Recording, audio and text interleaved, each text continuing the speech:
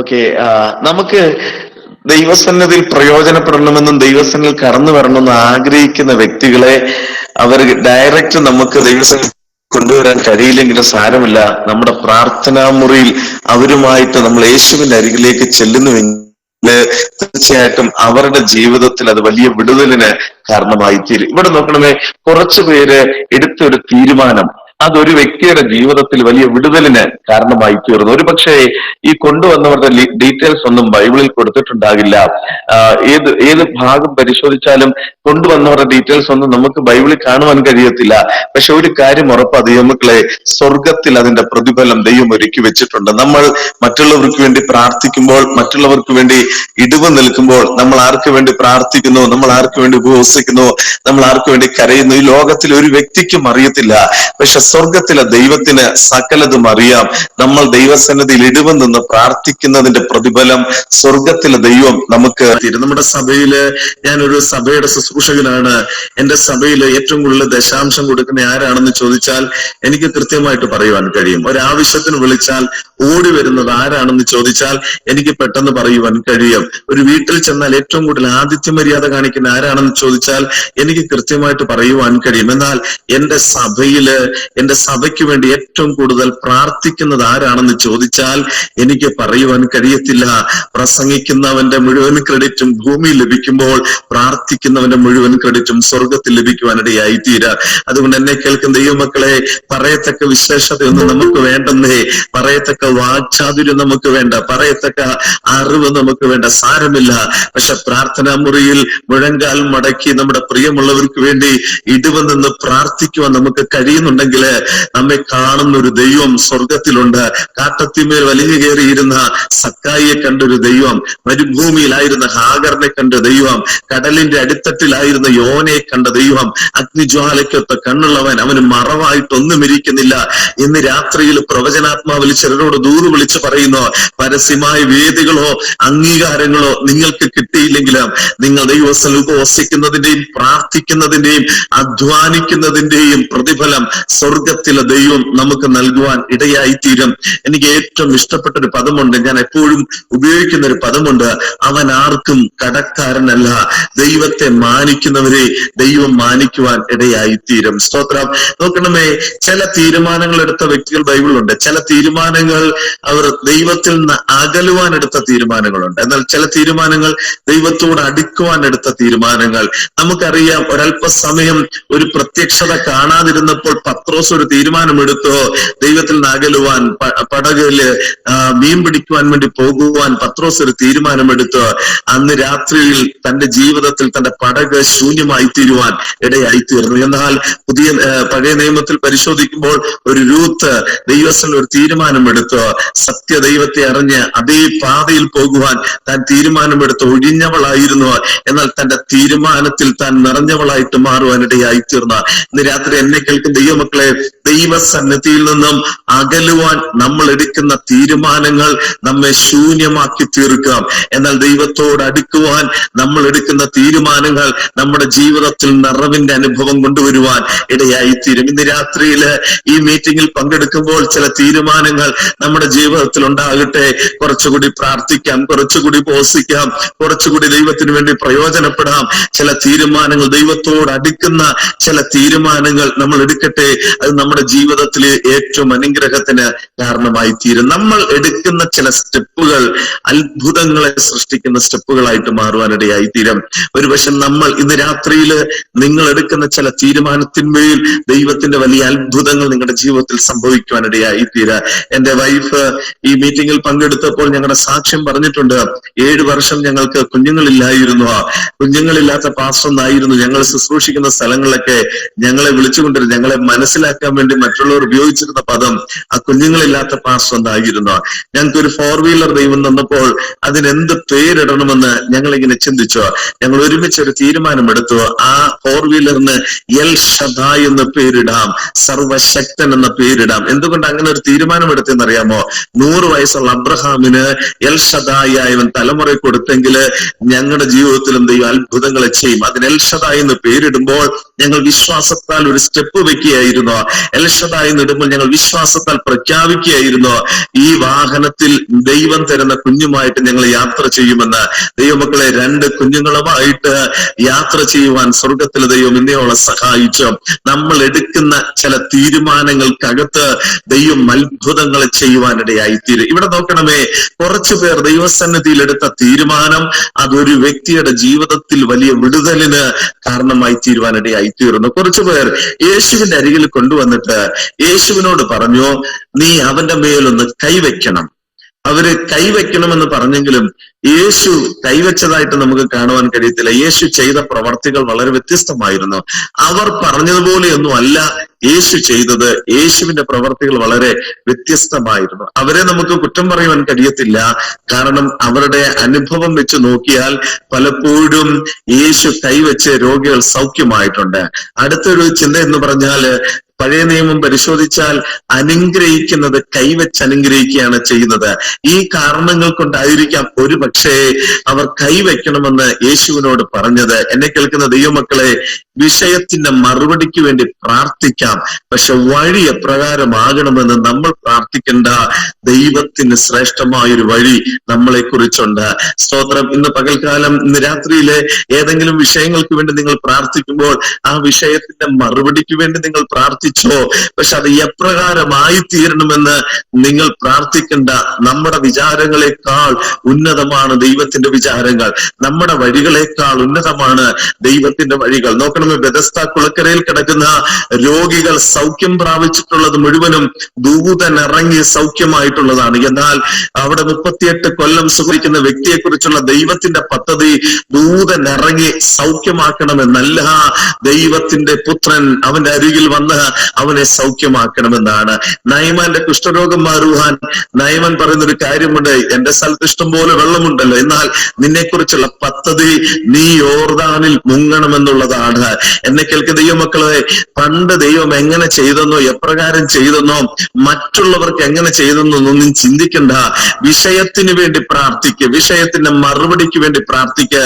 മുമ്പുള്ളവയെ ഓർക്കണ്ട, പണ്ടുള്ളവയെ നിരൂപിക്കണ്ട. 2024 നിങ്ങൾക്ക് വേണ്ടി ചിലത് പുതുതായി ചെയ്യുവാൻ എന്റെ ദൈവത്തിന് പദ്ധതി ഉണ്ടെന്ന് ഇന്ന് രാത്രി പ്രവചനാത്മാവിൽ ദൂത് വിളിച്ചു പറയുന്നു. നിങ്ങൾ നനയ്ക്കാത്ത ചില വഴികൾ, നിങ്ങൾ നനയ്ക്കാത്ത ചില ഉറവകൾ, നിങ്ങൾ നനയ്ക്കാത്ത ചില ഉറവിടങ്ങളെ ദൈവം നിങ്ങൾക്ക് വേണ്ടി ഒരുക്കി മാനിക്കുവാൻ എന്റെ ദൈവം ശക്തനാണെന്ന് ഇന്ന് രാത്രി പ്രവചനാത്മാവിൽ ദൂത് വിളിച്ചു പറയുന്നു. ഈ ദൂത് ആമേൻ പറഞ്ഞ് ഏറ്റെടുക്കുന്ന ദൈവമക്കളെ ഓർത്ത് ഞാൻ ദൈവത്തെ സ്തുതിക്കുന്നു. 2024 നിങ്ങൾ സാക്ഷ്യം പറയും, ഞാൻ പ്രതീക്ഷിക്കാത്ത വഴിയിൽ കൂടി, ഞാൻ നനയ്ക്കാത്ത വഴിയിൽ കൂടി, ഞാൻ ചിന്തിക്കാത്ത വഴിയിൽ കൂടി ദൈവം എന്നെ നടത്തിയെന്ന് നിങ്ങൾ സാക്ഷ്യം പറയുന്ന തലത്തിൽ ദൈവത്തിന്റെ അത്ഭുത കരം നിങ്ങൾ വിശ്വസിക്കുന്ന, നിങ്ങൾ പ്രാർത്ഥിക്കുന്ന വിഷയത്തിനകത്ത് ചലിക്കുമെന്ന് ഇന്ന് രാത്രി പ്രവചനാത്മാവിൽ ദൂത് വിളിച്ചു പറയുന്ന. മരുഭൂമിയിൽ ഇത്രയും ജലത്തിന് എങ്ങനെ മാംസത്തെ കൊടുക്കുവാൻ കഴിയുക? ആടിനെ ഇറക്കണമോ, അതോ ഹല്ലേലൂയ മാടിനെ ഇറക്കണമോ, അതോ മീനെ പിടിച്ചുകൊണ്ട് വരണമോ? ഒരുവൻ ചോദിച്ച ചോദ്യമായി. എന്നാൽ അവന്റെ ചിന്തയ്ക്കും അപ്പുറമായിട്ട് കാടപ്പക്ഷികളെ ഒരുക്കി സ്വർഗം മാനിച്ചുവെങ്കിൽ ഇന്ന് രാത്രി സകല ചോദ്യങ്ങളെ മാറ്റിവെക്കാം, സകല ചിന്തകളെ മാറ്റിവെക്കാം. വിളിച്ചവൻ വിശ്വസ്തന. ഇന്ന് രാത്രി ചിലരോട് പ്രവചനാത്മാവിൽ ദൂത് വിളിച്ചു പറയുന്ന, മുന്നോട്ടുള്ള വഴിയോർത്ത് നിരാശപ്പെടണ്ട, ഭാരപ്പെടണ്ട. നിങ്ങൾ പ്രതീക്ഷിക്കാത്ത വഴികളെ നിങ്ങൾക്ക് വേണ്ടി ഒരുക്കി മാനിക്കുവാൻ എന്റെ ദൈവം ശക്തനാണെന്ന് ഇന്ന് രാത്രി ദൂത് വിളിച്ചു പറയുന്നു.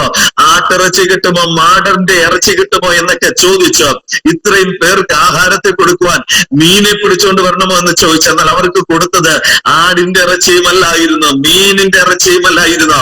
അവർ പ്രതീക്ഷിക്കാത്ത കാടപ്പക്ഷികളെ അവർക്ക് തൃപ്തി വരുമാറ് കൊടുത്ത് ദൈവം മാനിച്ചുവെങ്കിലും മരുഭൂമിയില് തന്റെ ജനത്തിന് തൃപ്തിയാകുന്ന വിധത്തില് അധികം വരുന്ന തലത്തില് കാടപ്പക്ഷികളെ നൽകി മാനിക്കുവാൻ എന്റെ ദൈവ ശക്തനാണെങ്കിൽ ഇന്ന് രാത്രി ചിലരോട് പ്രവചനാത്മാവിൽ ദൂത് വിളിച്ചു പറയുന്നു.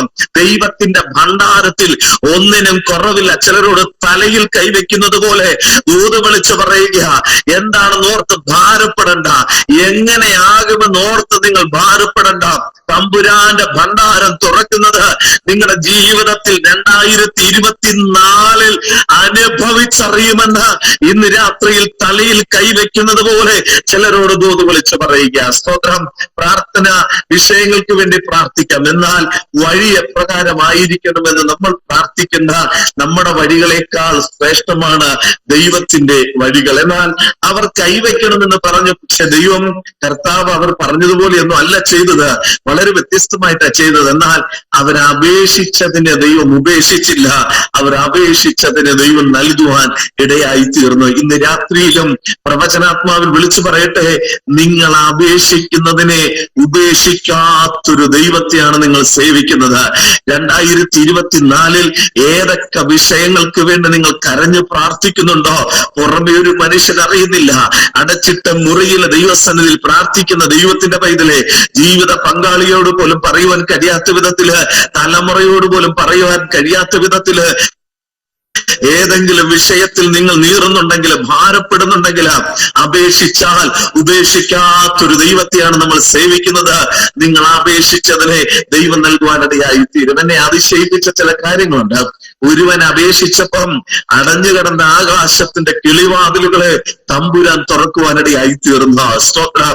ഏലിയാവ് അപേക്ഷിച്ചപ്പോൾ അടഞ്ഞു കിടന്ന കിളിവാതിലിനെ തമ്പുരാൻ തുറന്നവർക്ക് മഴ കൊടുത്തെങ്കിൽ, സ്തോത്രം, ഹിസ്കിയാവ് അപേക്ഷിച്ചപ്പോൾ സൂര്യന്റെ ചലനത്തിന് തമ്പുരാൻ മാറ്റം വരുത്തിയെങ്കിൽ, യോശുവ അപേക്ഷിച്ചപ്പോൾ ഒരു ഭൂമിയെ തന്നെ തമ്പുരാൻ പിടിച്ചു നിർത്തിയെങ്കിൽ, ഇന്ന് രാത്രി എന്നെ കേൾക്കുന്ന ദൈവമക്കളെ, അത്രയും വലിയ വിഷയങ്ങളൊന്നും നമുക്കില്ലല്ലോ.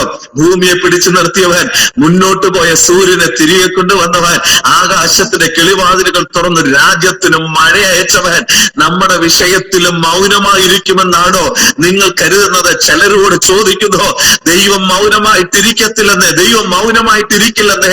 2024 നിങ്ങൾ അപേക്ഷിച്ച ആ വിഷയത്തിന് മറുപടി തന്ന് മാനിക്കുവാൻ എന്റെ ദൈവം ശക്തനാണ്. ചിലരോട് ദൈവാത്മാവ് വ്യക്തമായിട്ട് ഇടപെടുന്നത്, നിങ്ങൾ ചോദിക്കുന്നതിലും നനയ്ക്കുന്നതിലും അത്യന്തപരമായിട്ട് ദൈവാത്മാവിൽ ചിലരോട് ദൂത് വിളിച്ചു പറയുന്നു, 2024 സംവത്സരത്തെ നന്മ കൊണ്ട് അലങ്കരിക്കുന്ന ദൈവത്തിന്റെ കരം നിങ്ങളുടെ ഭവനത്തിൽ വെളിപ്പെടുക. മറ്റുള്ളവർ കാണുമാറ് നിങ്ങളുടെ ഭവനത്തിൽ വെളിപ്പെടുന്ന ദൈവം മറ്റുള്ളവർ കാണുമാർ. എനിക്കറിയത്തില്ല, ചിലരോട് വ്യക്തമായിട്ട് ദൂത് വിളിച്ചു പറയുന്ന, നിങ്ങൾ ഭവനത്തിൽ ദൈവം വെളിപ്പെടുത്തുന്ന അലങ്കാരം മറ്റുള്ളവർ കാണുമാറ് 2024 സംവത്സരത്തെ നന്മ കൊണ്ട് അലങ്കരിക്കുന്ന ദൈവത്തിന്റെ അത്ഭുത കരം നിങ്ങൾ പ്രാർത്ഥിക്കുന്ന വിഷയത്തിനകത്ത് വെളിപ്പെടും. മരിച്ച് നാറ്റം വെച്ചുവെന്ന് കരുതിയ ലാസറിനെ അടുത്തത്തിൽ പന്തിക്കിരുത്തിയ ദൈവത്തിന്റെ കരം ചില ഭവനങ്ങളിൽ പന്തിയിരുത്തുന്ന അനുഭവത്തിലേക്ക്, വിരുന്നൊരുക്കുന്ന അനുഭവത്തിലേക്ക്, മറ്റുള്ളവർ കൂടി സന്തോഷിക്കുന്ന തലത്തില്, മറ്റുള്ളവരെ കൂടി കൂട്ടിവരുത്തി നിങ്ങളുടെ സന്തോഷം പങ്കിടുന്ന തലത്തില് ചില ദൈവപ്രവർത്തികൾ 2024 നിങ്ങളുടെ ഭവനങ്ങളിൽ വെളിപ്പെടുമെന്ന് ഇന്ന് രാത്രി പ്രവചനാത്മാവില് തലയിൽ കൈവയ്ക്കുന്നത് പോലെ ദൂത് വിളിച്ചു പറയുക. ആമേൻ പറയുവാൻ കഴിയുന്ന എത്ര ദൈവമക്കൾ ഇതിനകത്തുണ്ട്? 2024 ചില ഭവനങ്ങളെ തമ്പുരാൻ അലങ്കരിക്കാം, ചില ഭവനങ്ങളെ തമ്പുരാൻ അലങ്കരിക്കാം.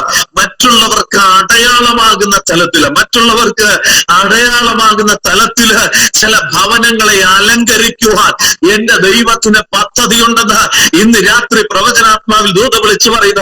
ഈ ഒരു ദൂത് നിങ്ങളോട് കൈമാറണമെന്ന് ആഗ്രഹിച്ചതല്ല, ഈ ഒരു ദൂത് നിങ്ങളോട് പറയണമെന്ന് ഞാൻ എഴുതി വെച്ചിട്ടില്ല.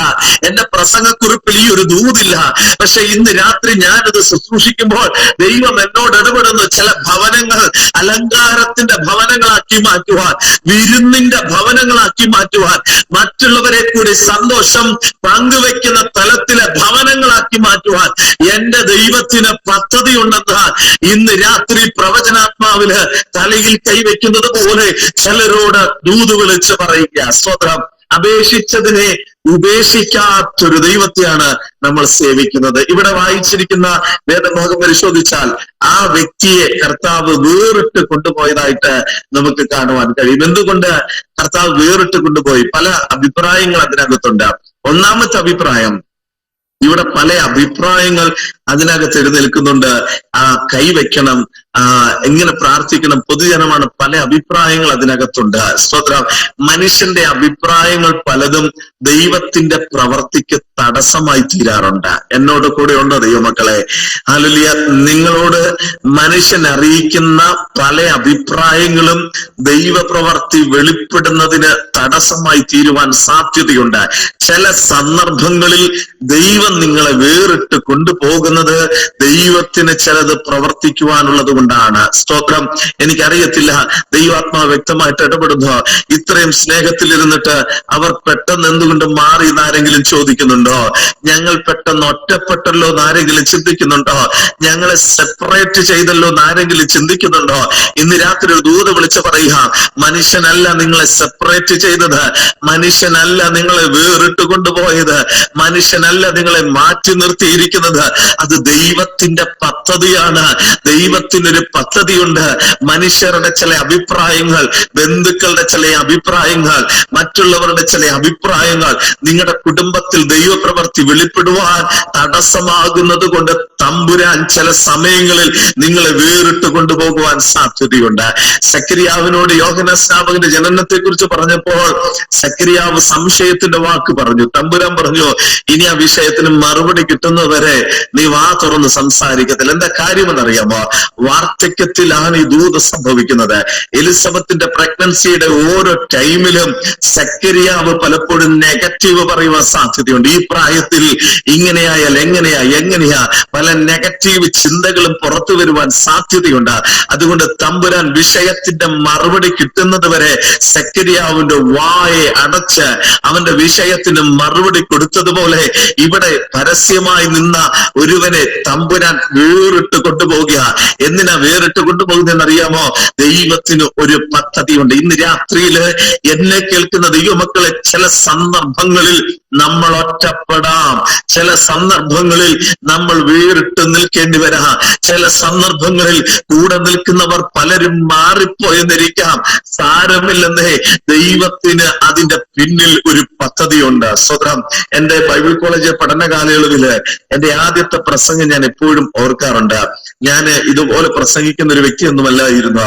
എനിക്ക് അവിടെ ചെന്ന് ഞാൻ എല്ലാവരോടും വളരെ സ്നേഹത്തിൽ ഇടപെടുന്ന ഒരു വ്യക്തിയാ. അതുകൊണ്ട് തന്നെ ഫസ്റ്റ് ഇയർ ആയപ്പോൾ അവിടുത്തെ സീനിയർ ആയിട്ടുള്ള എല്ലാ ലീഡേഴ്സുമായിട്ട് നല്ല കമ്പനി ആയിരുന്നു. അതുകൊണ്ട് എനിക്ക് പ്രാർത്ഥിക്കണ്ട, എനിക്ക് പ്രസംഗിക്കണ്ട, എനിക്ക് സങ്കീർത്തനം പ്രബോധിപ്പിക്കേണ്ട. കാരണം എല്ലാ ലീഡേഴ്സിനും ചാക്കിട്ട് അവരെടുത്ത് എന്നിട്ട് ഞാൻ പറയൂ, എന്റെ പേര് എഴുതരുത്, ലിസ്റ്റ് വരുമ്പോ എന്റെ പേര് അവർ മാറ്റിക്കളയും. എന്നോടുള്ള സ്നേഹം കൊണ്ട് എനിക്കത് മടിയായതുകൊണ്ട് ലിസ്റ്റ് വരുമ്പോ മാറ്റിക്കളയും. സെക്കൻഡ് ഇയർ ആയപ്പോൾ എനിക്ക് കൂടുതൽ അടുപ്പമുള്ളവരാ ലീഡേഴ്സ് ആയത്. അപ്പൊ വളരെ സന്തോഷത്തോടെ ഞാൻ സെമിനാരിയില് എന്റെ സെക്കൻഡ് ഇയർ പഠനത്തിന് വേണ്ടി ചെല്ലുന്നത്. എന്നാൽ പെട്ടെന്ന് എനിക്ക് ഏറ്റവും അടുത്ത് നിന്ന് എന്റെ സുഹൃത്തുക്കൾ എല്ലാവരും എന്നെ ഒറ്റപ്പെടുത്തുവാനിടയായി തീർന്നു. എന്നെ ഒരു വ്യക്തി സഹായിക്കുവാൻ കഴിയാത്ത വിധത്തിൽ ഞാൻ ഒറ്റപ്പെട്ടവനായിട്ട് മാറി. ഞാൻ ചിന്തിച്ചു, എന്താ ഇതിന്റെ കാരണം? എനിക്കറിയത്തില്ല. എന്തുകൊണ്ടാ ഇതെന്ന് എനിക്കറിയത്തില്ല. ഒരു ദിവസം എന്റെ ലിസ്റ്റില്, ആ പ്രസംഗത്തിന്റെ ലിസ്റ്റിൽ എന്റെ പേരിട്ടു. ഞാൻ ലീഡേഴ്സിന്റെ അടുത്ത് എന്നിട്ട് പറഞ്ഞു, അച്ചാച്ചാ എന്റെ പേരിടരുത് പ്ലീസ്. അവര് സമ്മതിച്ചില്ല. നീ പ്രസംഗിച്ചേ പറ്റൂ, കഴിഞ്ഞൊരു വർഷം മുഴുവനും നീ ഒളിച്ചു നടന്ന്, ഇനി അത് പറ്റത്തില്ല, നീ പ്രസംഗിച്ചേ പറ്റൂ എന്ന് പറഞ്ഞു. ഞാൻ ട്രാൻസ്ലേഷന് വേണ്ടി പ്രസംഗം ഉണ്ടാക്കാൻ വേണ്ടി കുറെ പേരെടുത്ത് ചെന്ന് ഒരാൾ പോലും എന്നെ സഹായിച്ചില്ല. അങ്ങനെ നിൽക്കുമ്പോൾ ഞാൻ ഒറ്റയ്ക്ക് പ്രാർത്ഥിക്കുമ്പോൾ ദൈവം എന്റെ ഉള്ളിൽ ഒരു പ്രേരണ തന്നു, നീ പ്രസംഗിക്ക. ഞാൻ ദൈവത്തിൽ പ്രാർത്ഥിച്ചു, കർത്താവ് ഏത് വിഷയം ഞാൻ പ്രസംഗിക്കണം? ദൈവം എന്നോട് പറഞ്ഞു, നിനക്ക് നഷ്ടപ്പെട്ടത് ഫ്രണ്ട്സ് അല്ലേ, എന്നാൽ നിനക്കൊരു ഫ്രണ്ടിനെ നഷ്ടപ്പെട്ടിട്ടില്ല. നിന്റെ ബെസ്റ്റ് ഫ്രണ്ട് ഞാനാണ്, എന്നെ കുറിച്ച് പ്രസംഗിക്ക എന്ന് പറഞ്ഞു. ഞാൻ കുത്തിയിരുന്ന് പ്രസംഗം തയ്യാറാക്കുവാൻ തുടങ്ങി. എന്റെ മെസ്സേജിന്റെ ടോപ്പിക് ബെസ്റ്റ് ഫ്രണ്ട്. അതായിരുന്നു ഇതിന്റെ ടോപ്പിക്ക്. എനിക്കറിയത്തില്ല, ഞാൻ അത് മെസ്സേജ് റെഡിയാക്കി ഞാൻ പ്രസംഗിച്ചു. ആ സെമിനാറിൽ ഏറ്റവും നന്നായിട്ട് പ്രസംഗിക്കുക ദൈവം സഹായിച്ചു. പ്രസംഗം കഴിഞ്ഞ് ഞാൻ താഴേക്ക് ഇറങ്ങി വന്നപ്പോൾ എന്നോട് എതിര് നിന്ന സകല സുഹൃത്തുക്കളും എന്നെ പൊക്കിയെടുത്ത് എന്നെ സ്നേഹിക്കുന്ന കണ്ട് ഒരു കാര്യം എനിക്ക് മനസ്സിലായി. ഞാനൊന്ന് പ്രസംഗിക്കണമെങ്കിൽ ഒരല്പസമയം ഞാൻ ഒറ്റയ്ക്കായി പറ്റത്തുള്ളൂ. ഇന്ന് രാത്രിയില് എന്നെ കേൾക്കുന്ന ദൈവമക്കളെ, എവിടെയെങ്കിലും ഒറ്റപ്പെട്ടിട്ടുണ്ടെങ്കിൽ, എവിടെയെങ്കിലും ഒറ്റയ്ക്കായിട്ടുണ്ടെങ്കിൽ അതിനകത്ത് ദൈവത്തിനൊരു പദ്ധതി ഉണ്ടെന്ന് ഇന്ന് രാത്രി ചിലരോട് ദൂത് വിളിച്ച് പറയുക. രണ്ട് കൂട്ടത്തെ അപ്പുറത്ത് കടത്തിയിട്ട് യാബോക്കിന്റെ കടവിൽ ഒരുവൻ ഒറ്റയ്ക്കാകുന്നുണ്ട്. ഒരു കാര്യവും ആരോടും പറയുവാൻ കഴിയാതെ, ഭാര്യമാരോട് പറയുവാൻ കഴിയാതെ, കൂടെ നിൽക്കുന്നവരോട് പറയുവാൻ കഴിയാതെ യാബോക്കിന്റെ കടവിൽ ഒരുവൻ ഒറ്റപ്പെടുമ്പോൾ വേദപുസ്തകം പറയുന്ന ഒരു പുരുഷൻ അവന് പ്രത്യക്ഷനായി. ദൈവമക്കളെ, ഇന്ന് രാത്രി ഒരു ദൂത് ഞാൻ വിളിച്ചു പറയട്ടെ. നിങ്ങൾ ഒറ്റപ്പെടുമ്പോൾ ഒരുവൻ നിങ്ങൾക്ക് പ്രത്യക്ഷനാകാം. അവനെ വിടരുത്, അവനെ മുറുകെ പിടിക്കണം. നിങ്ങളുടെ വിഷയത്തിന്റെ മറുപടി കിട്ടുന്നതുവരെയും അവൻ മുറുകെ പിടിക്കണം. ഇന്ന് രാത്രി എനിക്കറിയത്തില്ല, ചിലരോട് ദൈവാത്മാവ് വ്യക്തമായിട്ട് ഇടപെടുന്നു. നിങ്ങളുടെ ശുശ്രൂഷയുടെ ഒരു രണ്ടാം ഘട്ടം വെളിപ്പെടുവാൻ ദൈവം നിങ്ങളെ ഒറ്റയ്ക്കാക്കിയതാണെന്ന്. ഒരു യാബോക്കിന്റെ കടവ് എന്തുകൊണ്ട് നിങ്ങളുടെ ജീവിതത്തിൽ തന്നെന്നറിയാമോ? അതിലെ കാരണമില്ലാതെ ചില ഒറ്റപ്പെടലുകള് നിങ്ങളുടെ ജീവിതത്തിൽ എന്തുകൊണ്ട് സംഭവിച്ചു എന്നറിയാമോ? എഴുതി വെച്ചോ കർത്താവിന്റെ ദാസന്മാരെ, എഴുതി വെച്ചോ അഭിഷക്തന്മാരെ, നിങ്ങൾ ഒറ്റയ്ക്കായതിന്റെ പിന്നിൽ ഒരുവൻ പ്രത്യക്ഷനാകുവാനുണ്ട്. ഒരുവന് നിങ്ങളോട് സംസാരിക്കുവാനുണ്ട്. ഒരുവന് നിങ്ങളെ അനുഗ്രഹിക്കുവാനുണ്ട്. ഒരുവന് നിങ്ങളുടെ പേർ മാറ്റുവാനുണ്ട്. യാക്കോബാണെങ്കിലല്ലേ ഏശാവെ നിനക്കവനെ പിടിക്കുവാൻ കഴിയോ? നിനക്കവനോട് പ്രതികാരം ചെയ്യുവാൻ കഴിയോ? എന്നാൽ നിന്റെ പേര് മാറ്റി ഇസ്രായേൽ എന്നാക്കിയാൽ ഒരു ഏശാവിന് തൊടുവാൻ കഴിയത്തില്ല. ഇന്ന് രാത്രി പ്രവചനാത്മാവില് ചില അഭിഷക്തന്മാരോട് ദൂത് വിളിച്ചു പറയുന്നു. നിങ്ങളുടെ നിലവാരത്തെ മാറ്റുവാൻ, നിങ്ങളുടെ അഭിഷേകത്തിന്റെ നിലവാരത്തെ മാറ്റുവാൻ, ശുശ്രൂഷയുടെ നിലവാരത്തെ മാറ്റുവാൻ, നിങ്ങളുടെ പേര് മാറ്റുവാൻ തമ്പുരാൻ ഒരു യാബോക്കിന്റെ കടവ് നിങ്ങൾക്ക് അനുവദിച്ചിട്ടുണ്ട്. 2024 ഒറ്റപ്പെട്ടിട്ടുണ്ടെങ്കിൽ വേറൊരു ദൂതിന് വേണ്ടി പോകണ്ട, വേറെ ആരോടും ആലോചന ചോദിക്കണ്ട. ഇന്ന് രാത്രി ദൈവം നിങ്ങളോട് വ്യക്തിപരമായിട്ട് സംസാരിക്കുന്നു. 2024 ഇതുവരെ ഇല്ലാത്ത ഒറ്റപ്പെടലുകള്, വേറിട്ട് നിൽക്കുന്ന അനുഭവങ്ങള് എന്തുകൊണ്ട് സംഭവിച്ചു? ശക്തമായി ദൂത് വിളിച്ചു പറയുന്നു. നിങ്ങളുടെ നിലവാരത്തെ മാറ്റുവാൻ, നിങ്ങളുടെ ശുശ്രൂഷയുടെ നിലവാരത്തെ മാറ്റുവാൻ എന്റെ ദൈവത്തിന് പദ്ധതിയുണ്ട്. ഇന്ന് മുതൽ നിങ്ങൾ യാക്കോബല്ല, ഒരു ഇസ്രായേലായിട്ട് മാറ്റുവാൻ എന്റെ ദൈവത്തിന് പദ്ധതിയുണ്ട്. സ്വന്തം ചിലപ്പോഴൊക്കെ വേറിട്ട് ഒറ്റപ്പെടേണ്ടി വരും. സ്വന്തം കടൽക്കരയിലെ യേശു ക്രിസ്തുവിന്റെ പ്രത്യക്ഷത നമുക്ക് നന്നായിട്ട് അറിയാം. ഒരുവൻ ഒറ്റപ്പെട്ടു നിൽക്കുന്നു, മറുവശത്ത് ഒരു കൂട്ടം ആളുകൾ ഒരു ചോദ്യം ഒരുവന് നേരെ ചോദിക്കുന്നു. പത്രോസേ, നീ എന്നെ സ്നേഹിക്കുന്നു? ഒന്നാമത് ചോദിച്ചു, രണ്ടാമത് ചോദിച്ചു, മൂന്നാമത് ചോദിച്ചു. ഒരുവൻ കടൽക്കരയിൽ തകർക്കപ്പെടുന്നു. ഒരു വശത്ത് തന്റെ ശിഷ്യന്മാരിൽ നല്ലൊരു ഭാഗം ഒരു വശത്ത് നിൽക്കുമ്പോൾ ഇപ്പുറത്തെ വശത്ത് ഒരുവൻ ഒറ്റയ്ക്ക് നിൽക്കുന്നു. ഒരു ചോദ്യത്തിന്റെ മുന്നിൽ തകർക്കപ്പെട്ടവനായി ഒരുവൻ പറയുന്നു, കർത്താവേ, നീ സകലവും അറിയുന്നു, ഞാൻ നിന്നെ സ്നേഹിക്കുന്നുവെന്നും നീ എന്ന് അറിയുന്നു. ഇന്ന് രാത്രി എനിക്കറിയില്ല, ചിലരോട് വ്യക്തിപരമായിട്ട് ദൂത് വിളിച്ചു പറയുന്നു, നിങ്ങളും ദൈവവുമായിട്ടുള്ള ബന്ധം കർത്താവിന് അറിഞ്ഞുകൂടെ? അവൻ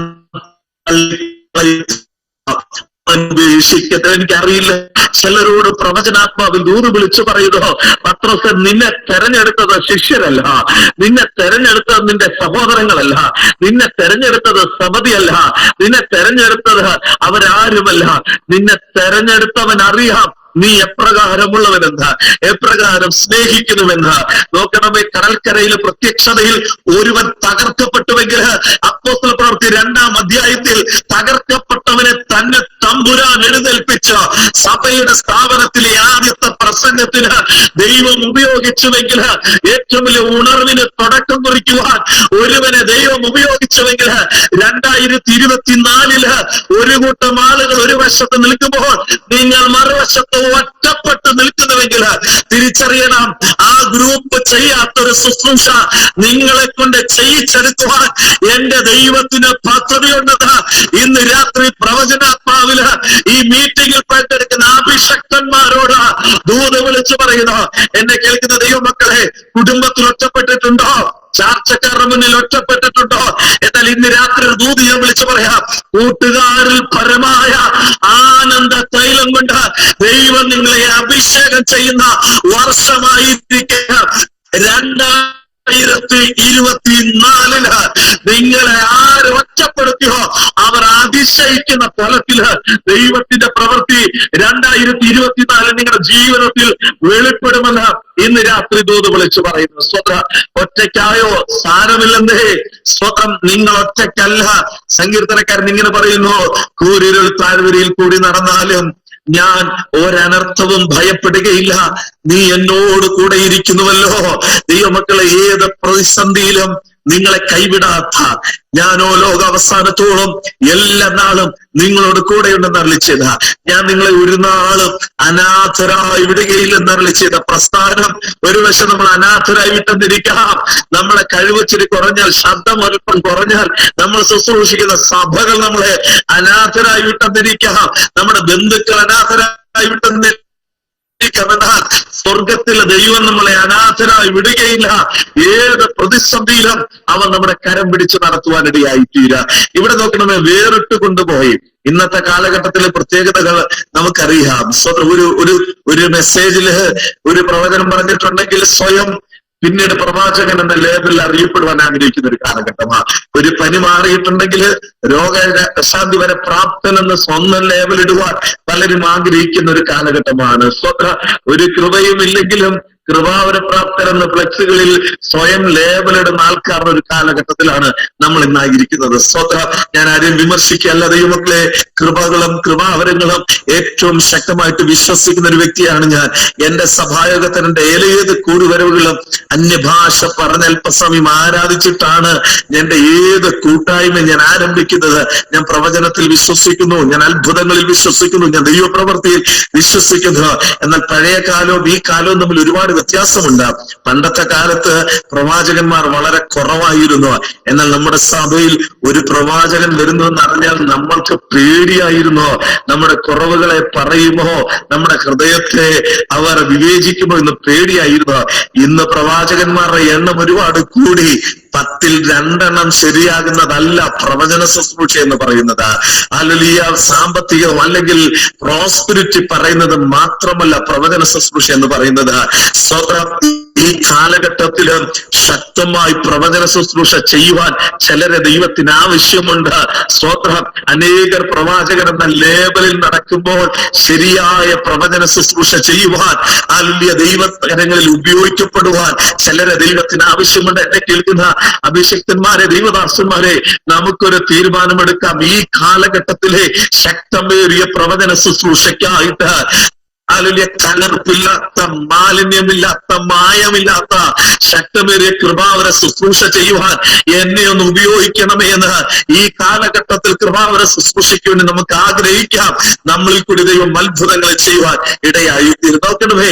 ചെറിയ ഒരു വിടുതൽ സംഭവിച്ചിട്ടുണ്ടെങ്കിൽ നമ്മളെല്ലാം അത് ലേവലാക്കുവാൻ ആഗ്രഹിക്കുന്നവരാണ്. എന്ന തമ്പുരാന്റെ പ്രത്യേകത എന്തെന്നറിയാമോ? അവന് പബ്ലിസിറ്റി ആവശ്യമില്ല. ഞാനായിരുന്നുവെങ്കിൽ, നമ്മളായിരുന്നുവെങ്കിൽ 4 പേരുടെ മുന്നിൽ വെച്ച് ആ വ്യക്തിയെ സൗഖ്യമാക്കുവാൻ ആഗ്രഹിക്കും. എന്നാൽ തമ്പുരാന് പബ്ലിസിറ്റി ആവശ്യമില്ല. അവൻ വേർപെട്ട് കൊണ്ടുപോയി ആരും കാണാതെ അവന്റെ വിഷയത്തിന് മറുപടി കൊടുത്തെങ്കിൽ ഇന്ന് രാത്രിയില് ഒരു ദൂതി ഞാൻ വിളിച്ചു പറയട്ടെ. പബ്ലിസിറ്റി ആവശ്യമില്ലാത്തവന്, മറ്റാരോടും പറയാത്ത നിങ്ങളുടെ വിഷയത്തിന് ആരോടും അറിയിക്കാതെ പരിഹാരം വരുത്തുവാൻ അവന് കഴിയുമെന്നേ ഇന്ന് രാത്രിയിൽ എന്നെ കേൾക്കുന്ന ദൈവമക്കളെ.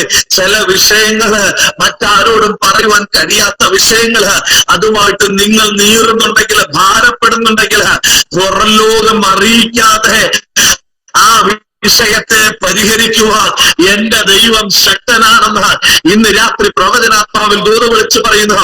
ഈ മീറ്റിംഗിൽ കേൾക്കുന്ന ആരെങ്കിലും, കർത്താവേ, എന്റെ ഈ വിഷയം ആരോടുമൊന്ന് പറയുവാൻ കഴിയുന്നില്ലല്ലോ, എന്റെ വിഷയം ആരോടുമൊന്ന് ഷെയർ ചെയ്യുവാൻ കഴിയുന്നില്ലല്ലോ, മറ്റുള്ളവർ അറിഞ്ഞാൽ അത് ഞങ്ങൾക്ക് വേദനയ്ക്ക് കാരണമായി തീരുമല്ലോ എന്ന് നിങ്ങൾ ആരെങ്കിലും ഭാരപ്പെടുന്നെങ്കിൽ, നിങ്ങളുടെ രഹസ്യത്തിലെ വിഷയത്തെ രഹസ്യമായി തന്നെ പരിഹരിച്ച് പുറം ലോകം അറിയാതെ, മറ്റൊരു വ്യക്തി അറിയാതെ നിങ്ങളുടെ വിഷയത്തിന് പരിഹാരം തരുവാൻ എന്റെ ദൈവം ശക്തനാണെന്ന് ഇന്ന് രാത്രി പ്രവചനാത്മാവിൽ ദൂത് വിളിച്ചു പറയുന്നു. അവന് പബ്ലിസിറ്റി ആവശ്യമില്ല. രഹസ്യമായിട്ടുള്ള നിങ്ങളുടെ വിഷയത്തെ രഹസ്യമായിട്ട് പരിഹരിക്കുവാൻ എന്റെ ദൈവം ശക്തനാണ്. സ്തോത്രം. നോക്കണമേ, ഒന്ന് വേറിട്ട് കൊണ്ടുപോയി, രണ്ട് അവനെ സ്പർശിച്ചു, ചെവിയിൽ വിരലിട്ടു, നാവിൽ തൊട്ടു. ഞാൻ എന്റെ ജീവിതത്തിൽ അനുഭവിച്ചിടത്തോളം ഏറ്റവും വലിയ കമ്മ്യൂണിക്കേഷൻ സ്പർശനത്തിൽ കൂടിയുള്ള കമ്മ്യൂണിക്കേഷനാണ്. മറ്റേത് കമ്മ്യൂണിക്കേഷനേക്കാൾ പവർഫുൾ ആണ് സ്പർശനത്തിൽ കൂടിയുള്ള കമ്മ്യൂണിക്കേഷൻ. ഞാനൊരു ഉദാഹരണം പറയാം. ഞാൻ മുൻപ് ശുശ്രൂഷിച്ചിരുന്ന സഭയില് എന്നെ മകനെ പോലെ സ്നേഹിച്ചൊരു കുടുംബമുണ്ട്. ഇപ്പോഴും ആ പിതാവിനെ മകനെ പോലെ തന്നെ സ്നേഹിക്കുന്നു. ഒരപ്പനും അമ്മയും, ഒരു അപ്പച്ചനും അമ്മച്ചിയും മകനെ പോലെ ഞങ്ങളെ ആത്മാർത്ഥമായി സ്നേഹിച്ചൊരു കുടുംബം. ഒരു ദിവസം ഞാൻ വിസിറ്റിങ്ങിന് പോയപ്പം പെട്ടെന്നൊരു ഫോൺ കോൾ വന്നു. ആ ഫോൺ കോൾ ഇങ്ങനെയാണ്: ആ വീട്ടിലെ അമ്മച്ചി മരിച്ചുപോയത്. ഞങ്ങൾ ആരും പ്രതീക്ഷിക്കാത്ത സമയത്ത് അപ്രതീക്ഷിതമായിട്ട് അമ്മച്ചി ഈ ലോകത്ത് നിന്ന് മാറ്റപ്പെട്ടു.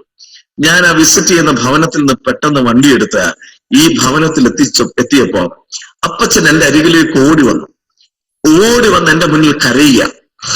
എനിക്ക് ഒരു വാക്ക് പറയുവാൻ കഴിയുന്നില്ല. ഞാൻ നോക്കിയപ്പോൾ എന്ത് വാക്ക് പറഞ്ഞ് ഈ മനുഷ്യനെ ആശ്വസിപ്പിക്കുവാൻ കഴിയും? അദ്ദേഹം ഒരു മകനായിട്ട് കണ്ട് എന്റെ മുന്നിൽ പൊട്ടിക്കരയുക. ഞാനൊരു കാര്യം ചെയ്തു, ആ അപ്പച്ചനെ ചേർത്ത് പിടിച്ചു. അല്ലാതെ വേറെ ആരും അതുപോലെ അറിയുന്നില്ല. അതുകൊണ്ട് എന്തെങ്കിലുമൊക്കെ ഇറക്കി വെക്കാനുണ്ടെങ്കിൽ കർത്താവിന്റെ സന്നിധിയിൽ ഇറക്കി വെക്കാവൂ. മനുഷ്യരോട് പറഞ്ഞാൽ അവർക്കത് മനസ്സിലാകത്തില്ല. നമ്മുടെ വേദനയുടെ ആഴം, നമ്മൾ കടന്നു പോകുന്ന സാഹചര്യങ്ങൾ ഈ ലോകത്തിൽ ഒരു മനുഷ്യനും മനസ്സിലാകത്തില്ല. എന്റെ സഭയിൽ ശുശ്രൂഷിക്കുമ്പോൾ ഞാൻ പറയാറുണ്ട്, നിങ്ങളെ പാസ്റ്ററോട് പോലും നിങ്ങൾ പറയണ്ടെന്നേ, പക്ഷെ തമ്പുരാനോട് പറ.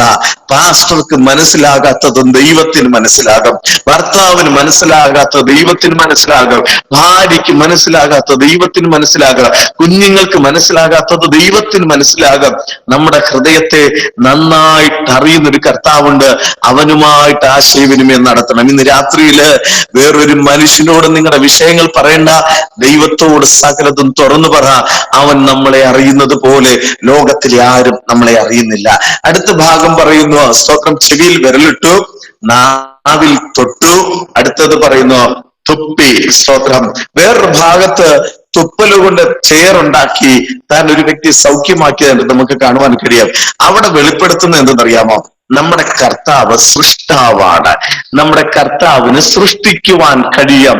ഇല്ലാത്തതിനെ ഉള്ളതുപോലെ വിളിച്ചു വരുത്തുന്നവൻ, മരിച്ചതിനെ ജീവിപ്പിക്കുന്നവൻ. ഇന്ന് രാത്രിയില് നമ്മൾ ആരാധിക്കുന്ന ദൈവത്തിന്റെ പ്രത്യേകത, അവൻ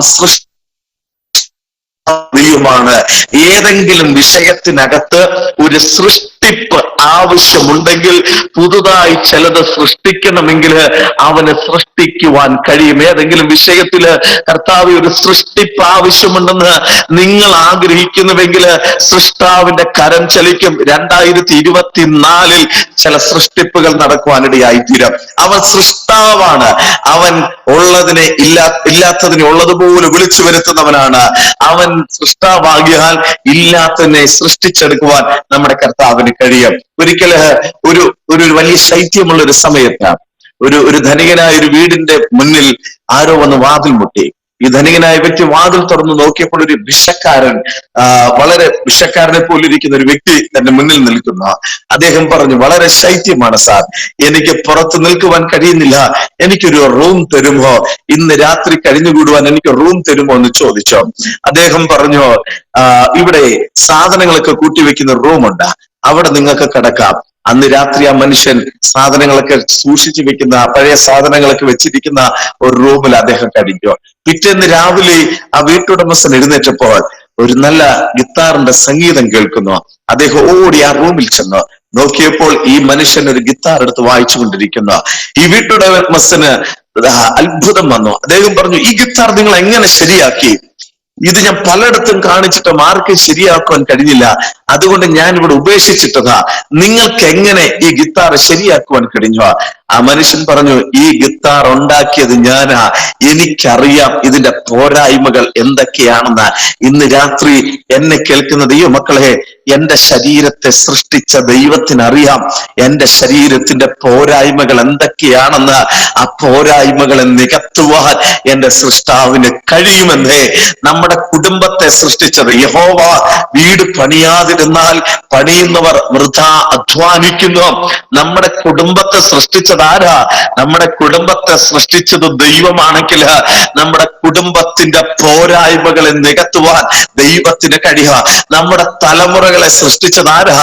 എന്നെ കേൾക്ക് ദൈവമക്കളെ, ആരെങ്കിലും തലമുറകളെ ഓർത്ത്, തലമുറകളുടെ വിഷയങ്ങളെ ഓർത്ത് ഭാരപ്പെടുന്നുണ്ടെങ്കിൽ നിങ്ങൾക്ക് തലമുറകളെ തന്നൊരു കർത്താവുണ്ട്. ഹല്ലേലൂയ. സൃഷ്ടാവായ ഒരുവനുണ്ട്. നിങ്ങളുടെ തലമുറകളിലെ സകല കുറവുകളെയും പരിഹരിക്കുവാൻ എന്റെ ദൈവം ശക്തനാണ്. ഇന്ന് രാത്രി ഒരു ദൂത് വിളിച്ച് പറയട്ടെ, നമുക്കൊരു സൃഷ്ടാവുണ്ട്. നമ്മുടെ ശരീരത്തിന്റെ അവയവത്തിന്റെ കേടുപാടുകളെ മാറ്റുവാൻ, റിപ്പയർ ചെയ്യുവാൻ സൃഷ്ടാവിന് കഴിയുക. രോഗത്തിലായിരിക്കുന്ന ദൈവത്തിന്റെ പൈതലേ, ഹല്ലേലൂയ, വൈദ്യശാസ്ത്രം നോ പറഞ്ഞാലും ഒരു സൃഷ്ടാവ് നമുക്കുണ്ട്. കേടുപാട് വന്ന അവയവങ്ങളെ സൃഷ്ടിച്ചെടുക്കുവാൻ, റിപ്പയർ ചെയ്യുവാൻ, പരിഹരിക്കുവാൻ കഴിയുന്ന ഒരു സൃഷ്ടാവ് നമുക്കുണ്ട്. നമ്മുടെ കുടുംബത്തിൽ എന്തെങ്കിലും കേടുപാടുകൾ സംഭവിച്ചിട്ടുണ്ടെങ്കിൽ നമ്മുടെ കുടുംബത്തെ റിപ്പയർ ചെയ്യുവാൻ ഹല്ലേലൂയ കഴിയുന്ന ഒരു ദൈവമുണ്ട്. നമ്മുടെ തലമുറകളിൽ എന്തെങ്കിലും ഹല്ലേലൂയ കേടുപാടുകൾ സംഭവിച്ചിട്ടുണ്ടെങ്കിൽ അത് റിപ്പയർ ചെയ്യുവാൻ കഴിയുന്ന ഒരു കർത്താവുണ്ട്. ഇന്ന് രാത്രിയിലെ സൃഷ്ടാവിന്റെ കരങ്ങളിൽ ഏൽപ്പിച്ചു കൊടുക്കുക. അവൻ വിഷയത്തെ പരിഹരിക്കാം. അവൻ പരിഹരിക്കേണ്ട, റിപ്പയർ ചെയ്യുന്ന വിഷയത്തെ അവൻ റിപ്പയർ ചെയ്യുവാൻ ഇടയായി തീരാ. തുപ്പല്, അത് പഴയ കാലത്ത് യഹൂദ വൈദ്യന്മാര് അവർ ഔഷധം ഉണ്ടാക്കുമ്പോൾ ഔഷധത്തോട് കൂടെ തുപ്പലും കൂടി ചേർക്കുമായിരുന്നു. അപ്പൊ അവരുടെ തുപ്പലും കൂടി അതിനകത്ത് ചേർക്കുമായിരുന്നു. കാരണം തുപ്പലിൽ ഔഷധ ഗുണമുണ്ടെന്ന് യഹൂദ വൈദ്യന്മാര് വിശ്വസിച്ചിരുന്നു. അപ്പോൾ ഇവിടെ തുപ്പുമ്പോൾ കർത്താവ് വെളിപ്പെടുത്തുന്ന ഒരു കാര്യമുണ്ട്. ഞാൻ സൃഷ്ടാവ് മാത്രമല്ല, ഞാൻ വൈദ്യൻ കൂടിയാണ്. ഇന്ന് രാത്രിയിലും രോഗസൗഖ്യം തരുവാൻ കഴിയുന്ന ഒരു ദൈവത്തെയാണ് നമ്മൾ ആരാധിക്കുന്നതെന്ന് മറന്നു പോകരുത്. ഞാൻ മുൻപ് ശുശ്രൂഷിച്ച സഭയില് ഒരു ചെറിയ കുഞ്ഞ്, 2.5-3 വയസ്സുള്ള ഒരു കുഞ്ഞിനെയുമായിട്ട് ഗൾഫിൽ നിന്നൊരു കുടുംബം കടന്നു വന്നു. ആ സഭയിലെ മെമ്പേഴ്സാണ്. ആ കുഞ്ഞിന് അവര് ഗൾഫിൽ പരിശോധിച്ചപ്പോൾ ആ കുഞ്ഞിന് ക്യാൻസറാണ്. ആ ക്യാൻസർ ഓപ്പറേഷൻ ചെയ്യുവാൻ കഴിയത്തില്ല. ഓപ്പറേഷൻ ചെയ്താൽ ഒന്നുകിൽ ആ കുഞ്ഞ് തളർന്നു പോകും, ഇല്ലെങ്കിൽ ആ കുഞ്ഞിന് ബുദ്ധിമാന്ദ്യമുണ്ടാകും, അല്ലെങ്കിൽ മറ്റെന്തെങ്കിലും അസുഖങ്ങൾ ഉണ്ടാകും. ആ കുഞ്ഞിനെ ഒരു വിധത്തിലും അവർക്ക് ട്രീറ്റ്മെന്റ് ചെയ്ത് അല്ലെങ്കിൽ സർജറി ചെയ്ത് സൗഖ്യമാക്കുവാൻ കഴിയത്തില്ല. വിദഗ്ധ പരിശോധനയ്ക്കാണ് അവർ നാട്ടിൽ വന്നത്. അന്ന് ഞാൻ കോഴിക്കോടാണ് ശുശ്രൂഷിക്കുന്നത്. കോഴിക്കോട് ശുശ്രൂഷിക്കുമ്പോൾ അവർ നാട്ടിൽ വന്നിട്ട് കോഴിക്കോട് ഉണ്ടായിരുന്ന baby memorial hospital, Aster MIMS, ഈ ഹോസ്പിറ്റലുകളെല്ലാം വിദഗ്ധ ചെക്കപ്പിനായിട്ട് അവർ കടന്നുപോയി. അവിടെയുള്ള ഡോക്ടേഴ്സ് എല്ലാം പറഞ്ഞ കാര്യം സെയിം തന്നെയായിരുന്നു. ഈ കുഞ്ഞിനെ സർജറി ചെയ്യുവാൻ കഴിയത്തില്ല. ഈ കുഞ്ഞിനെ സർജറി ചെയ്താൽ ഈ കുഞ്ഞ് ഒരു വശം നഷ്ടപ്പെടാം, തളർന്നു പോകാം, എന്ത് ചെയ്യണമെന്ന് അറിയത്തില്ല. വളരെ സുന്ദരിയായിട്ടുള്ളൊരു ചെറിയ കുഞ്ഞ്, ആകെയുള്ള ഒരു കുഞ്ഞ്. ആ കുഞ്ഞിനെ എങ്ങനെ അവർക്ക് വീണ്ടെടുക്കുവാൻ കഴിയും അവർക്കറിയത്തില്ല. അവർ ഭാരപ്പെട്ടു, അവർ പ്രാർത്ഥിച്ചു. ഞങ്ങൾ സഭയായിട്ട് ആ ഭവനത്തിൽ വെച്ചൊരു ഉപവാസ പ്രാർത്ഥന നടത്തി. ആ ഉപവാസ പ്രാർത്ഥനയില് ഞങ്ങൾ പാടിയ പാട്ടുകള്, അന്ന് പ്രസംഗിച്ച വിഷയങ്ങളൊക്കെ എനിക്ക് ഓർമ്മയുണ്ട്. അന്ന് പാടിയ പാട്ടിങ്ങനെ, രോഗിക്ക് വൈദ്യൻ ഗിലെയാദിലുണ്ടല്ലോ, ഗിലെയാദിലെ ഔഷധ തൈലമുണ്ടല്ലോ. ഞങ്ങൾ പാടി ആരാധിച്ചോ, അന്യഭാഷ പറഞ്ഞ് ദൈവത്തെ സ്തുതിച്ചോ. അന്നത്തെ പ്രസംഗം ഞാൻ പ്രസംഗിച്ചത് മുഴുവൻ രോഗസൗഖ്യത്തെ കുറിച്ചായിരുന്നു. വിശ്വാസത്തോടെ ഞങ്ങൾ പ്രാർത്ഥിച്ചു. പിറ്റേ വെള്ളിയാഴ്ച ഉപവാസ പ്രാർത്ഥന വെച്ചു. ഉപവാസ പ്രാർത്ഥന കഴിഞ്ഞ ഒരു ചെക്കപ്പിന് പോയപ്പോൾ അത്ഭുതം എന്ന് പറയട്ടെ, ആ കുഞ്ഞിന്റെ ക്യാൻസർ രോഗം സൗഖ്യമാകുവാനിടയായി തീർന്നു. ഒരു വയറൊരൽപ്പം മുന്നോട്ട് തള്ളി നിൽക്കുന്നു. ആ വയറിന് മാറ്റമൊന്നും ഉണ്ടായില്ല. പലപ്പോഴും പലരും ചിന്തിച്ചു, എന്തുകൊണ്ടാ വയറിനൊരു മാറ്റം വരുന്നില്ല? രോഗസൗഖ്യം ഉണ്ടായെങ്കിൽ അതിന് മാറ്റം വരണ്ടേ? അവർ ഗൾഫിൽ പോയി വിദഗ്ധമായിട്ടുള്ള പരിശോധനകൾ നടത്തി. പണ്ട് ക്യാൻസർ ഉണ്ടായിരുന്നു പറഞ്ഞ സെല്ലുകളിൽ ഒന്നും ഇന്ന് ക്യാൻസറുകളില്ല, പൂർണ്ണ സൗഖ്യമായെന്ന് അറിയുവാനിടയായി തീർന്നു. കുറച്ച് നാളുകൾ കഴിഞ്ഞ് ആ കുഞ്ഞ് നാട്ടിൽ വന്നപ്പോൾ ആ കുഞ്ഞിന്റെ ആ തെള്ളി നിൽക്കുന്ന വയറും മാറി കുഞ്ഞ് വളരെ സുന്ദരിയായിട്ട് ആക്റ്റീവായിട്ടിരിക്കുന്നു. ഞാൻ എന്തിനാ ഇത് പറഞ്ഞെന്നറിയാമോ? 2024 തമ്പുരാന്റെ കരം കുറുകിപ്പോയിട്ടില്ല. ഒരു ചെറിയ കുഞ്ഞിന്റെ ലോകത്തിലെ വൈദ്യന്മാർക്ക് ശസ്ത്രക്രിയ നടത്തുവാൻ കഴിയത്തില്ലെന്ന് പറഞ്ഞ്, അസാധ്യമെന്ന് പറഞ്ഞ് വിധി എഴുതിയ വിഷയത്തെ ദൈവസന്നിധിയിൽ മുഴങ്കാൽ മടക്കി പ്രാർത്ഥിച്ചപ്പോൾ മഹാവൈദ്യൻ ഇറങ്ങി വന്ന് അതിലെ ശസ്ത്രക്രിയ നടത്താതെ ആ വിഷയത്തിന് പരിഹാരം നൽകിയെങ്കിൽ ഇന്ന് രാത്രി ഏതെങ്കിലും വിഷയത്തില് ഏതെങ്കിലും രോഗത്തിൽ നിങ്ങൾ ആയിരിക്കുന്നുവെങ്കിൽ വിശ്വാസത്തോടെ പ്രാർത്ഥിക്ക്. അവർ രോഗസൗഖ്യം നൽകുന്ന ദൈവമാണ്. വേറിട്ട് കൊണ്ടുപോയി ചെവിയിൽ വിരലിട്ടു, നാവിൽ തൊട്ടു, തുപ്പി. അടുത്ത ഭാഗം ഇങ്ങനെ പറയുന്നത്, സ്വർഗത്തേക്ക് നോക്കി. സ്തോത്രം. വേറെ പുസ്തകം പരിശോധിച്ച സ്വർഗത്തേക്ക് നോക്കിയ ചിലരെ നമുക്ക് കാണുവാൻ കഴിയും.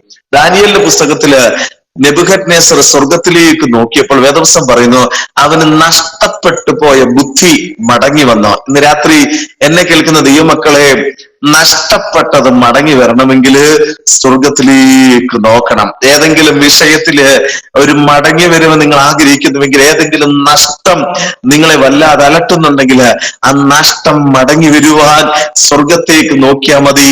ദൈവം മടക്കി വരുത്തുവാനിടയായി തീരാ. ഇവിടെ നോക്കണമേ, സ്വർഗത്തേക്ക് നോക്കി എപ്പതാ എന്ന് പറഞ്ഞപ്പോൾ അവന്റെ അടഞ്ഞ ചെവി തുറന്നു വരുവാൻ ഇടയായി തീർന്നു. അല്ലെങ്കിൽ അടയപ്പെട്ടത് തുറക്കണമെങ്കിൽ സ്വർഗത്തിലേക്ക് നോക്കണം. മുന്നിൽ വാതിലുകൾ അടഞ്ഞു കിടക്കുകയാണോ? വഴികൾ അടഞ്ഞു കിടക്കുകയാണോ?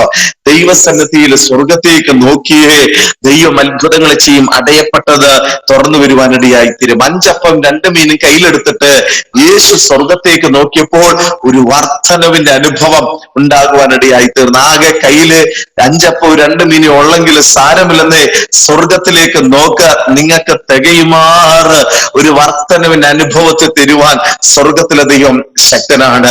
ആളുകൾ കല്ലെറിഞ്ഞപ്പോൾ സ്തേഫാനോസ് സ്വർഗത്തേക്ക് നോക്കിയപ്പോൾ തനിക്ക് വേണ്ടി എഴുന്നേറ്റ് നിൽക്കുന്ന കർത്താവിനെ കാണുവാനിടയായി. പ്രതിസന്ധികൾ വരുമ്പം, പ്രശ്നങ്ങൾ വരുമ്പം സ്വർഗത്തേക്ക് നോക്കിയാൽ നിങ്ങൾക്ക് വേണ്ടി എഴുന്നേറ്റ് നിൽക്കുന്ന കർത്താവിനെ കാണുവാനിടയായി തീരാ.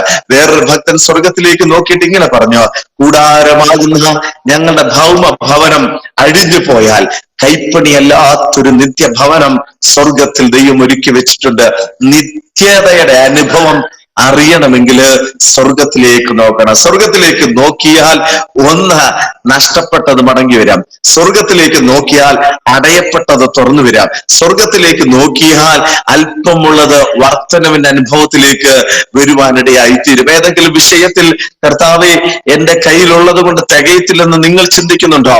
ധൈര്യമായിട്ട് മുന്നോട്ട് പോകുക. 5 അപ്പവും 2 മീനും അത് അവരുടെ വർധനവിന് കാരണമാക്കിയെങ്കിൽ നിങ്ങൾ പ്രാർത്ഥിക്കുന്ന വിഷയങ്ങൾക്കകത്ത് ദൈവം അത്ഭുതങ്ങളെ ചെയ്യുവാനിടയായി തീരും. ഈ അടുത്ത സമയത്ത് ഒരു വിവാഹത്തിന്റെ ക്രമീകരണങ്ങൾ വന്നപ്പോൾ ആ കുടുംബത്തിലെ പ്രിയമുള്ളവര് എന്നോട് പറഞ്ഞു, പാസ്റ്റർ എങ്ങനെ ഈ വിവാഹം നടക്കും? ഞങ്ങൾക്കറിയത്തില്ല. എപ്രകാരം ഈ വിവാഹത്തിന്റെ കാര്യങ്ങൾ പൂർത്തീകരിക്കും ഞങ്ങൾക്കറിയത്തില്ല. പക്ഷെ ഞാൻ വിശ്വാസത്തോടെ പറഞ്ഞു, 1 രൂപ പോലും കടം വരാതെ കുഞ്ഞിന്റെ വിവാഹം ഏറ്റവും ഭംഗിയായിട്ട് നടക്കുമെന്ന് ഞാൻ വിശ്വാസത്തോടെ പറഞ്ഞു. കല്യാണം കഴിഞ്ഞ് ആ കുടുംബം എന്റെ അരികിൽ വന്നിട്ട് പറഞ്ഞു, പാസ്റ്ററെ 1 രൂപ പോലും കടം വന്നില്ല. സ്വർഗത്തിലെ ദൈവം അത്ഭുതങ്ങളെ ഒരുക്കി. ഹല്ലേലൂയ. ഒരു പ്രതീക്ഷയും ഇല്ലാത്ത വഴികളിൽ കൂടി ദൈവം അത്ഭുതങ്ങളെ ചെയ്തു. ഏതെങ്കിലും കാര്യങ്ങൾക്ക് സ്റ്റെപ്പ് വെക്കുവാൻ വേണ്ടി കർത്താവ് എന്റെ കയ്യിൽ ഇല്ല എന്ന് നിങ്ങൾ ഭാരപ്പെടുന്നുവെങ്കിൽ സാരമില്ല, ഞങ്ങൾ എഴുന്നേറ്റ് പണിയും. സ്വർഗത്തിലെ ദൈവം ഞങ്ങൾക്ക് കാര്യം സാധിപ്പിക്കാം. നിങ്ങളുടെ അല്പത്തെ അത് വർധനവിന്റെ നിലവാരത്തിൽ കൊണ്ടുവരുവാൻ ദൈവം ശക്തനാണ്. പ്രതിസന്ധികളും പ്രശ്നങ്ങളും വരുമ്പം സ്വർഗത്തേക്ക് നോക്കണം. നിങ്ങളെ നോക്കുന്ന ഒരു കർത്താവുണ്ടെന്ന് നിങ്ങൾക്ക് തിരിച്ചറിയുവാൻ ഇടയായി.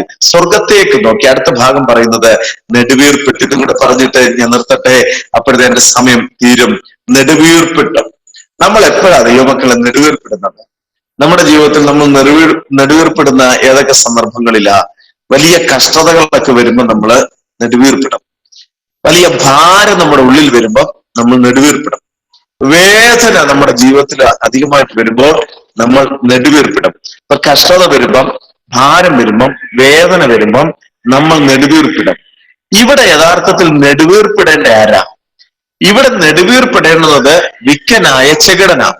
അദ്ദേഹത്തിനാണ് കഷ്ടതയുള്ളത്, അദ്ദേഹത്തിനാണ് വേദനയുള്ളത്, അദ്ദേഹത്തിനാണ് ഭാരമുള്ളത്. പക്ഷെ വേദവസ്തം പരിശോധിച്ചാൽ ഇവിടെ നെടുവീർപ്പിട്ടത് വിക്കനായ ചെകിടനല്ല, നെടുവീർപ്പിട്ടത് കർത്താവാണ്. ആർക്കാണ് നെടുവീർപ്പിടേണ്ടത്? ആരാണ് നെടുവീർപ്പിടുന്നത്? ഭാരമുള്ളവൻ, വേദനയുള്ളവൻ, സ്തോത്രം, രോഗമുള്ളവൻ, അവനാണ് നെടുവീർപ്പിടുന്നത്. പക്ഷെ ഇവിടെ നെടുവീർപ്പെട്ടത് ആ വ്യക്തിയല്ല, യേശുവാണ്. എന്താ സംഭവിച്ചെന്നറിയാമോ? വേറിട്ട് കൊണ്ടുപോയി രണ്ടുപേരും മാത്രമായ സന്ദർഭത്തില് എന്താ സംഭവിച്ചെന്നറിയാമോ? അവന്റെ ഭാരത്തെ യേശു എടുത്തു, അവന്റെ വേദനയെ യേശു എടുത്തു, അവന്റെ രോഗത്തെ യേശു എടുത്തു. പ്രാർത്ഥനാ മുറിയിൽ എന്താ സംഭവിക്കുന്നതെന്ന് അറിയാമോ? നമ്മുടെ ഭാരത്തെ കർത്താവ് എടുക്കാം, നമ്മുടെ വേദനയെ കർത്താവ് എടുക്കുക, നമ്മുടെ വിഷയങ്ങളെ കർത്താവ് എടുക്കുക. അവൻ എടുക്കുക മാത്രമല്ല, അവൻ തിരിച്ചൊരു സാധനം തരും. ബൈബിൾ ഇങ്ങനെ പറയുന്നത്, സകല ബുദ്ധിയും കവിയുന്ന സമാധാനത്തെ തന്ന് അവൻ നമ്മെ മാനിക്കുവാനിടയായിത്തീരും. എന്തെങ്കിലും വിഷയങ്ങളുണ്ടെങ്കിൽ, ഏതെങ്കിലും വിഷയത്തിൽ നിങ്ങൾ ഭാരപ്പെടുന്നുണ്ടെങ്കിൽ, എന്നെ കേൾക്കുന്ന ദൈവമക്കളെ, നിങ്ങൾ ദൈവസന്നിധിയിൽ മുഴങ്കാൽ മടക്കി ഇന്ന് രാത്രിയില് ഇതൊരു ചലഞ്ചായിട്ട് എടുക്കട്ടെ. ഈ യോഗത്തിന്റെ അവസാനത്തെ ദിവസം ഒരു ചലഞ്ചായിട്ട് എടുക്കട്ടെ.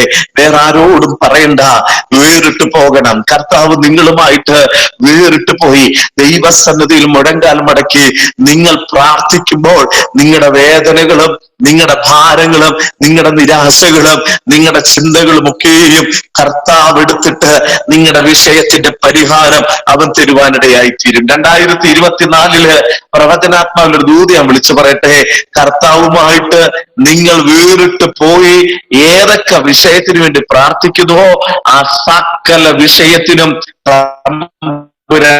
പരിഹാരമായിത്തീരുക. ഏതൊക്കെ വിഷയം ദൈവത്തിന് മുഴങ്കാൽ മടക്കാം, കണ്ണുനീരെടുക്കാം, പ്രാർത്ഥിക്കാം, കർത്താവുമായിട്ട് സമയം ചെലവഴിക്കാം. നമ്മൾ നെടുവീർപ്പെടുമ്പോൾ നമ്മുടെ ഭാരങ്ങളും വേദനകളും ഭാരങ്ങളും അവൻ ഏറ്റെടുത്തിട്ട് നമ്മുടെ വിഷയത്തിന് അവൻ പരിഹാരം തരുവാനിടയായിത്തീരും. അവൻ നെടുവീർപ്പിട്ട് എപ്പതാ എന്ന് പറഞ്ഞപ്പോൾ അടഞ്ഞ ചെവി തുറന്നു വന്നെങ്കിൽ അവന്റെ മുന്നിൽ തുറക്കാത്തൊരു വാതിലുമില്ല, അവന്റെ മുന്നിൽ തുറക്കപ്പെടാത്തൊരു വിഷയവുമില്ല. 2024 നമ്മുടെ ചില വിഷയങ്ങളെ നോക്കിക്കൊണ്ട് തമ്പുരാൻ എപ്പതാ എന്ന് പറയുക വിശ്വാസത്തോടെ പ്രവചനാത്മാവിൽ ദൂത് വിളിച്ചു പറയട്ടെ, ഇന്ന് വരെ അടഞ്ഞു കിടക്കുന്ന ചില വിഷയത്തിനകത്ത് എഫദ എന്ന ശബ്ദം 2024 മുഴങ്ങ